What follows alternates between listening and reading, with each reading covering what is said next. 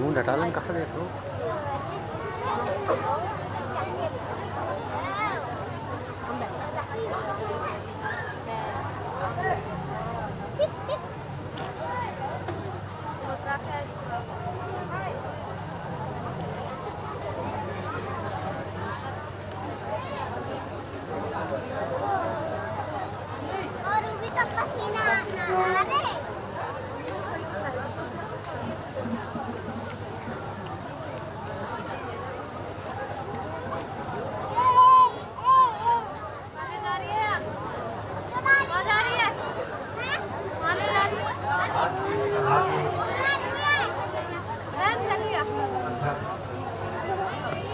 नंबरदार जी,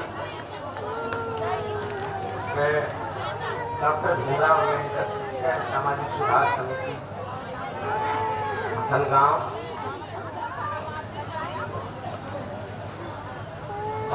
जी अभी हमारे बुजुर्ग नौजवान साथी सरपंच साहिबान डॉक्टर गुलशन अमर सिंह और तमाम हमारी छात्री जिनका मैं नाम नहीं ले पाया और इस पंडाल में उपस्थित हमारी सम्मानित माताएं बहनें और तमाम नौजवान साथी बाहर से आए हुए सभी के अतिथिगण तमाम उपस्थित नौजवान साथी और प्यारे बच्चों, सर्वप्रथम मैं आप सभी को भारत रत्न बाबा साहेब डॉक्टर भीमराव अम्बेडकर जी की 135वीं जयंती समारोह के अवसर पर जो हरियाणा के अंतिम छोर पर स्थित इस गांव में और यूपी, राजस्थान और हरियाणा के बॉर्डर पर स्थित गांव में जो धूमधाम से मनाया जा रहा है, इस शानदार अवसर पर आप सभी को बधाई देता हूं, शुभकामनाएं देता हूं, मुबारकबाद। जैसा कि मेरे से पूर्व वक्ताओं ने भी बताया होगा और तमाम साथी, तमाम पढ़ने वाले बच्चे, तमाम बुजुर्ग हर वर्ष 14 अप्रैल को 6 दिसंबर जो बाबा साहब का परिनिर्वाण दिवस था और 14 अक्टूबर बाबा साहब का दीक्षा दिवस, संविधान दिवस, 26 नवंबर गणतंत्र दिवस, 26 जनवरी तो हर वर्ष आते हैं। कोई ऐसा दिन नहीं है तो सड़क से लेकर के संसद तक बाबा साहब का जिक्र ना होता। वैसे तो बाबा साहब की चर्चाएं हर दिन होती हैं, लेकिन इन विशेष पर्वों पर बाबा साहब का विशेष वर्णन होता है। उनके जीवन संघर्ष, उनकी जीवन यात्रा, उन्होंने क्या क्या काम किए, उस सभी के बारे में जो हमारी नवीन पीढ़ी है उसको परिचित करवाया जाता है। तो वैसे तो बाबा साहब के परिचय का कोई मोहताज नहीं है, उनके बारे में बहुत गहराई से जानते हैं, विशेष रूप से जानते हैं, लेकिन मैं कुछ बातों पर प्रकाश डालना चाहूंगा कि बाबा साहब ने किस प्रकार के विपरीत दौर में भी अपने आत्मविश्वास को नहीं खोया, अपना हौसला, अपनी हिम्मत नहीं तोड़ी और जो उन्होंने बीड़ा उठाया था उसको मुकाम तक लेकर गए। ये तो सभी जानते हैं कि बाबा साहब उस जमाने के सबसे पढ़े लिखे व्यक्ति थे, जिनके पास 32 डिग्रियां थी, 9 भाषाओं का जिनको ज्ञान था और 4 विषयों में जिन्होंने PhD की हुई और जो 5 अखबार स्वयं निकालते। उस जमाने के इतने पढ़े लिखे व्यक्ति, लेकिन उनको वो दर्जा प्राप्त नहीं हो पाया जिस दर्जे के वो योग्य, जिसके वो लायक थे। उन्होंने उस पीड़ा को समझा, चाहते तो वो विदेश में रह करके अपने जीवन को बहुत ध्यान से, बहुत अच्छे तरीके से अपना जीवन बिता सकते, लेकिन उसने ये देखा कि मैं तो अपना जीवन बहुत ध्यान से गुजार दूंगा, लेकिन मेरे जैसे जो करोड़ों लोग हैं उनकी आवाज कौन उठाएगा, उनके दर्द को कौन समझेगा। तो उन्होंने 1913 से 1917 तक कोलंबिया यूनिवर्सिटी न्यूयॉर्क में जो अध्ययन किया, उसके बाद 1917 से 1923 तक उन्होंने लंदन स्कूल ऑफ इकोनॉमिक्स वहां से पढ़ाई। उसके अलावा भी उन्होंने भिन्न भिन्न विषयों में पढ़ाई की और सबसे बड़ी पढ़ाई उन्हें भारतीय समाज की गहराई से जानकारी रही। उन्होंने देखा था कि एक वर्ग विशेष जिसको कोई अधिकार ही नहीं है, जो कि पशुओं को भी अधिकार है और सदियों से वो उस तरीके से रहता आया है, और उस भेदभाव, उस सामाजिक असमानता की जड़ें इतनी गहरी हैं जो दूर दूर तक फैली हुई है, जिनका निवारण समाधान बहुत आसान नहीं था। लेकिन उन्होंने ये बीड़ा उठाया कि मैं इस पूरी चीज को, इस सामाजिक बुराई को समाप्त करूंगा और मैं इस समतामूलक समाज के निर्माण में जो मेरा काम है, जो फरियाद है, उसको पूरा करूंगा। और उन्होंने इस दिशा में अपने कदम आगे बढ़ाए। उनके जो साथ चलने वाले लोग थे वो बहुत ही गरीब, कमजोर तबके के थे और उनका टकराव जो था वो समाज के उस जमाने के ताकतवर लोगों से होना था, लेकिन उन्होंने हार नहीं मानी। उन्होंने अनेक विषयों को लेकर के अपनी मांगे प्रस्तुत की और जैसे कि मैं आपको बताता हूं कि मार्च और अप्रैल का महीना विशेष रूप से बहुत ही क्रांतिकारी रहा है, बहुत इससे मुद्दे रहे हैं, बहुत इससे विषय रहे हैं। इसी महीने में एक और महान विभूति का जन्म हुआ था, आज से 3 दिन पहले 11 अप्रैल को। महात्मा ज्योतिराव फुले, जिनको बाबा साहब ने अपना गुरु माना। बाबा साहब ने महात्मा बुद्ध और उसके बाद कबीर, रविदास और ज्योतिराव गोविंदराम फुले जी को अपना गुरु बनाया। तो उन्होंने इस विषय को लेकर के बहुत कार्य किए थे।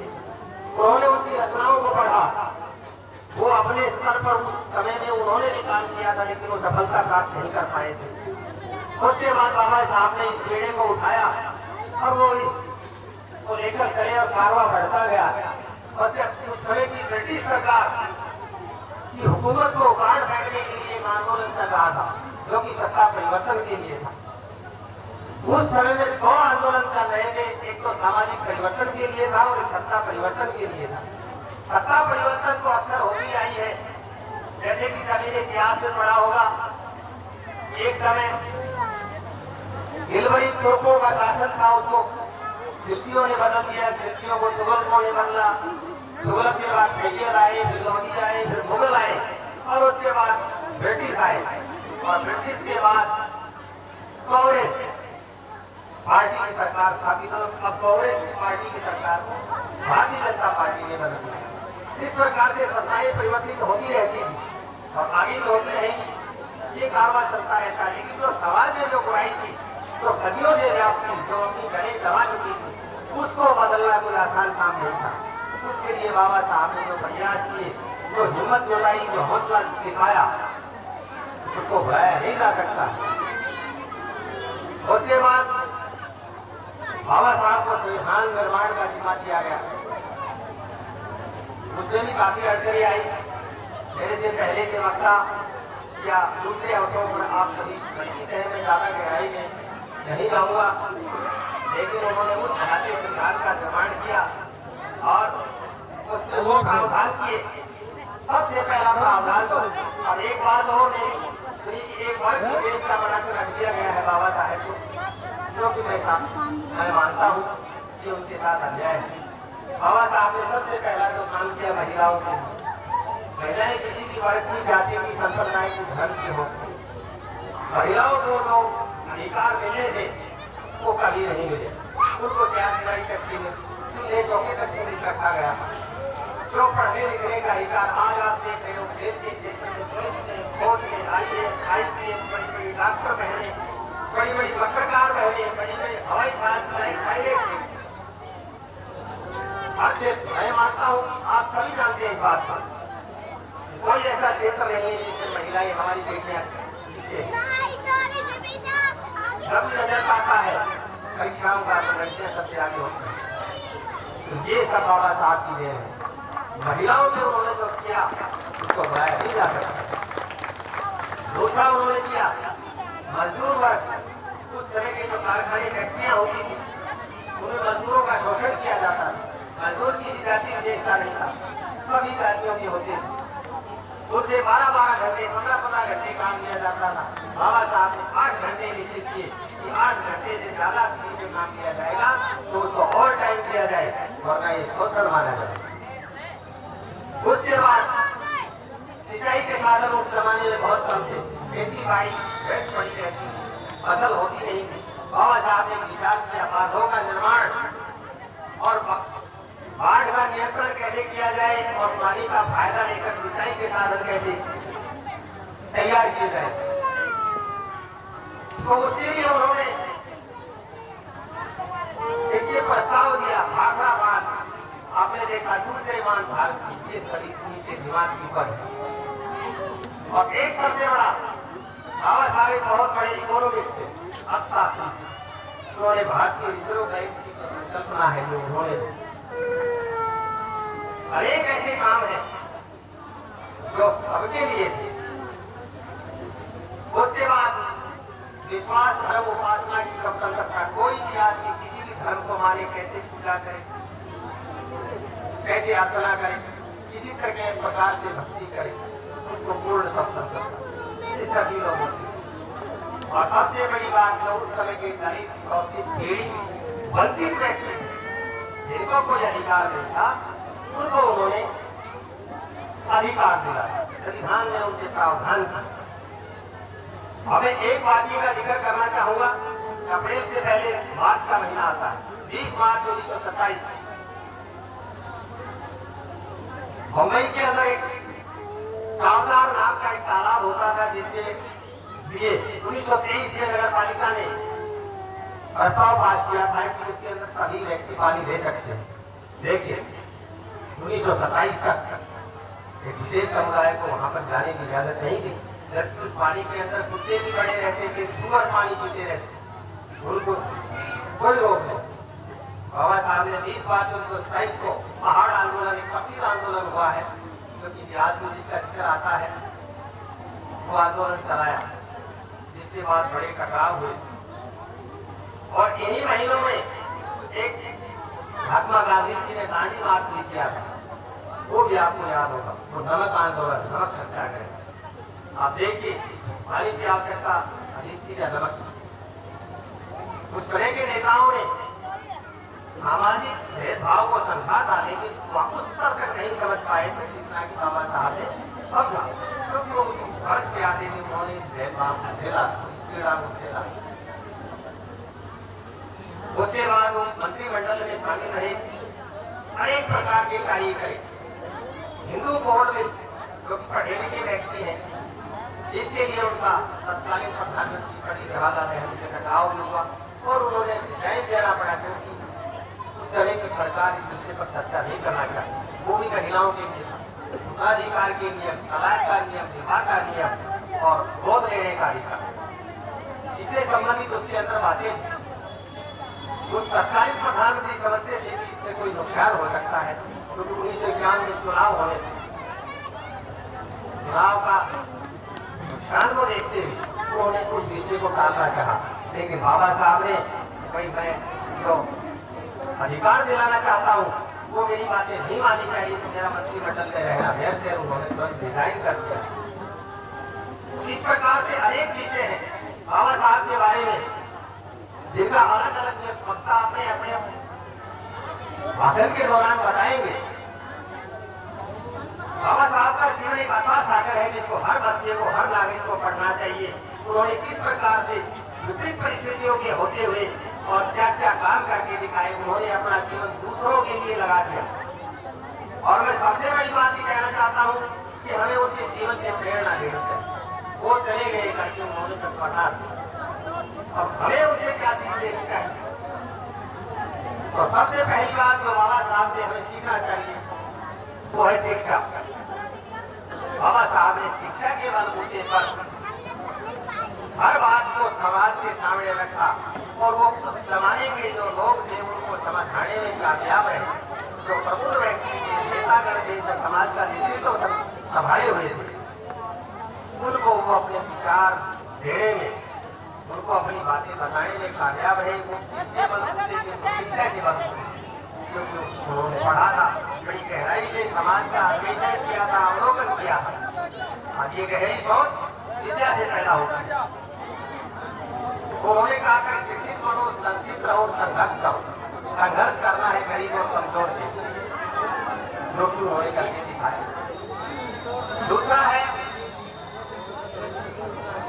समाज के प्रति जिम्मेदारी, समुदाय के प्रति जिम्मेदारी। ये ठीक है हम पढ़ लिख करके नौकरी लग जाएंगे और हमारा समाज आर्थिक स्तर अच्छा बन जाएगा, अच्छे तरीके से जीवन बिताएंगे, गुजारेगा। लेकिन हमारे समाज के प्रति जिम्मेदारी क्या है, ये बाबा साहब को सीखना चाहिए। वो भी अपने जीवन को ज्ञानदान तरीके से आलिशान तरीके से दिखा सकते हैं, लेकिन उन्होंने उस जीवन को नहीं किया। उन्होंने उन लोगों के लिए किया जिनके पास अधिकार नहीं है, जो वंचित है, पीड़ित है, दुखी है। तो हमें ये सोचना चाहिए। आजकल एक ट्रेंड और चल पड़ा है, कोई बच्चा पढ़ लिख करके अफसर बन जाता है, बहुत अच्छी नौकरी से चला जाता है, तो अंतरराष्ट्रीय विभाग की आड़ में समाज से निकल कर दूसरे समाज में जाने का प्रयास करता है, तो वहां पर मुझे सम्मान मिलेगा। क्यों ना हम अपने आप को इस काबिल बनाए कि हमारे समाज का भी सम्मान हो, हमारा भी सम्मान हो, परिवार का भी सम्मान हो, गांव का भी सम्मान हो। इस सोच को लेकर क्यों ना चले हम दूसरी जगह सम्मान को क्यों ढूंढते हैं? वो कहते हैं खुद को करे बुलंद इतना कि खुदा पूछे तेरी रजा क्या। तो अपने आप को इस लायक बनाए कि जिससे दूसरों को भी लाभ हो। एक समाज से एक बच्चा कोई बड़ा अफसर बनता है तो आर्थिक विकास केवल उसका होता है, उसके परिवार का होता है, क्योंकि तनख्वाह उसके घर में आएगी। लेकिन उस समुदाय के, उसके रिश्तेदारों में, उसके आस पड़ोस के, उसके नजदीक की संपत्ति है, उनमें हौसला और हिम्मत आता है।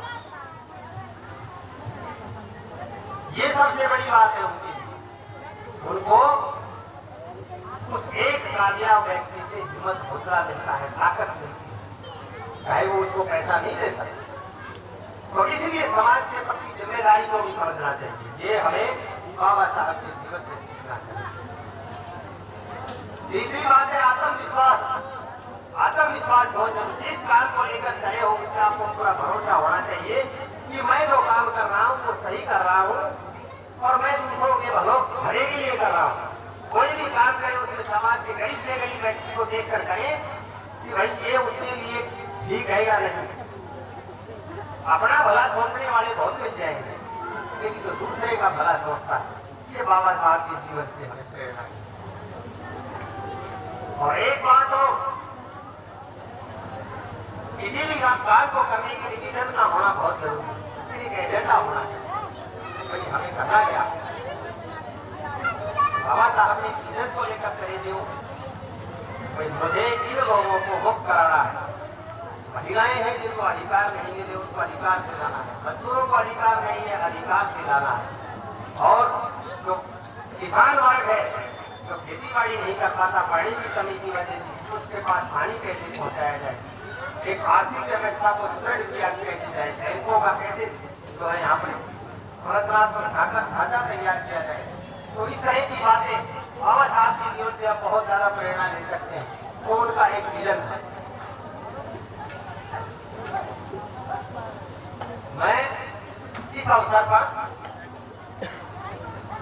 ज्यादा ना कहते हुए मैं सभी नवयुवकों से जो पढ़ रहे बच्चे हैं, बेटियां हैं, उनको यही कहना चाहूंगा कि आप अपने आप को सबसे पहले शिक्षित करें। जिस प्रकार से बाबा साहब ने कहा शिक्षा श्रेणी का दूर है तो पिएगा दिखाएगा, उसके बाद विचार हो तो कह पाएगा। आपने देखा होगा अनपढ़ है वो अपनी बात भी नहीं कह पाता। तो इसलिए सबसे पहले शिक्षित बनो, उसके बाद कोई ना कोई एक ये जरूर बनाए, लक्ष्य जरूर बनाए, करना चाहिए। दिशाहीन जो प्रयास है वो कभी कामयाब नहीं होता। कोई एक लक्ष्य आप छोटे छोटे लक्ष्य भी बना सकते हैं। चाहे डॉक्टर बनना है, IAS बनना है, IPS बनना है, पायलट बनना है, इंजीनियर बनना है, पत्रकार बनना है, कोई एक लक्ष्य बनाए। और उसके बाद भाई हम देश दुनिया और समाज को क्या दे सकते हैं, सबका भला सोचते हैं। और जो सबका भला सोच कर चलता है वो जरूर तरक्की को आगे करता है। ये नहीं है रोटी तो सभी खाते हैं और खाना अगर जीवन पास सबका हो जाता है, लेकिन नाम ही नहीं का होता है। नाम उसी का होता है तो दूसरों का भी ध्यान रख करके उनकी भलाई के लिए, उनके उद्धार के लिए, उनके विकास के लिए काम करता है। तो इस अवसर पर मैं आप सभी को पुनः बाबा साहब 135 के जन्म दिवस पर सभी को बहुत बहुत बधाई देता हूँ। और आप सभी ने बड़ी संख्या में यहाँ पर उपस्थित इतना शानदार आपने कार्यक्रम का आयोजन किया, इसके लिए आप सभी बधाई के पात्र हैं। और आपने इतनी तसल्ली से बैठ करके यहाँ पर सुना, इसका मैं आप सभी का बहुत बहुत आभार प्रकट करता हूँ। और मैं उम्मीद करता हूँ बाबा साहब के जीवन को हम मनाने के साथ साथ उनके विचारों को भी आत्मसात करेंगे। उनके जो विचार थे उनको अपनाएंगे। बाबा साहब की देखो 22 प्रतिज्ञाएं भी, 22 प्रतिज्ञाओं पर चलना बड़ा मुश्किल है, लेकिन बहुत सी प्रतिज्ञाएं ऐसी हैं 22 में से जिनको हम अपना सकते हैं। बहुत सी बातें हैं तो जो आसान प्रतिज्ञाएं हैं उनको हर बच्चा, हर नागरिक अपना सकता है। तो आप सभी को बाबा साहब के जन्मदिवस पर बहुत बहुत बधाई, बहुत बहुत शुभकामनाएं, बहुत बहुत मुबारकबाद और आप सभी का बहुत बहुत आभार। आप एक शानदार कार्यक्रम के आयोजन के लिए आपको बहुत बहुत बधाई, बहुत बहुत शुभकामनाएं। जय हिंद, जय भारत।